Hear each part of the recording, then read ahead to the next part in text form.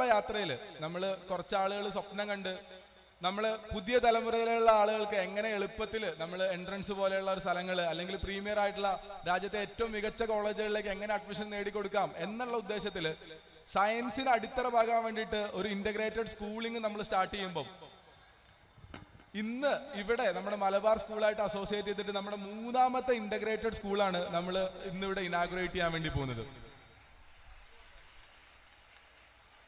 നമ്മൾ ഇവിടെ വരുമ്പം 10ാം ക്ലാസ് കഴിഞ്ഞ കുട്ടികൾക്ക് 11th 12th തന്നെ എങ്ങനെയാണ് ഒരു കരിയർ ഡിസൈൻ ചെയ്യുക, അല്ലെങ്കിൽ നമ്മൾ ആഗ്രഹിക്കുന്ന ഒരു സ്വപ്നതുല്യമായിട്ടുള്ള പല കരിയറുകളുണ്ട്. നമുക്ക് മെഡിക്കൽ എഞ്ചിനീയറിംഗ് മാത്രമല്ല, അതിനപ്പുറത്തേക്ക് ഒരുപാട് കരിയറുകളുണ്ട്.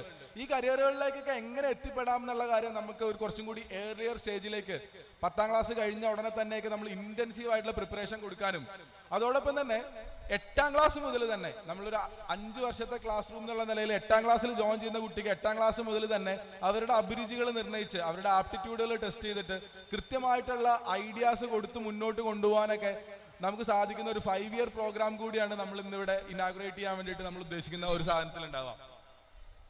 നമ്മൾ നിലവിലുള്ള സാഹചര്യത്തിൽ സംസാരിക്കുമ്പം കേരളത്തിലുള്ള കുട്ടികളിൽ അധിക ആളുകളും +2 എക്സാം കഴിഞ്ഞതിന് ശേഷം മാത്രമാണ് നമ്മൾ ഇനി ഫ്യൂച്ചറിലേക്ക് എന്താണ് ചെയ്യുക, അല്ലെങ്കിൽ നമ്മളുടെ ഫ്യൂച്ചർ എന്താണ്, ഏത് കോഴ്സാണ് തിരഞ്ഞെടുക്കുക എന്നുള്ള കാര്യം തീരുമാനിക്കുന്നത്.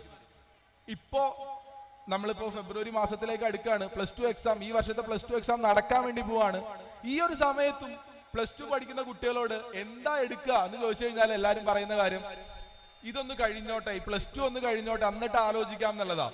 +2 കഴിയുന്നത് മാർച്ച് മാസത്തിലായിരിക്കും. മാർച്ച് കഴിഞ്ഞു കഴിഞ്ഞാൽ ഒരു ഏപ്രിലൊക്കെ ആകുമ്പോഴത്തേക്കും നമ്മളെ പുതിയ കോളേജിലേക്കുള്ള അഡ്മിഷൻ എടുക്കണതിന്റെ ആപ്ലിക്കേഷൻ ഫോമൊക്കെ അയക്കേണ്ടി വരും.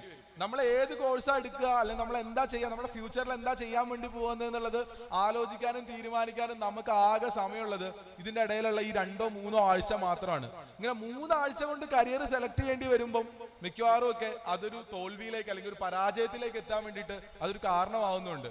സോ ഡോപ്പ സ്വപ്നം കാണുന്നത്, നമ്മൾ വിഷൻ ആയിട്ട് നമ്മൾ മുന്നിലേക്ക് എടുത്തു വെക്കുന്നത് ചെറിയ പ്രായത്തിലെ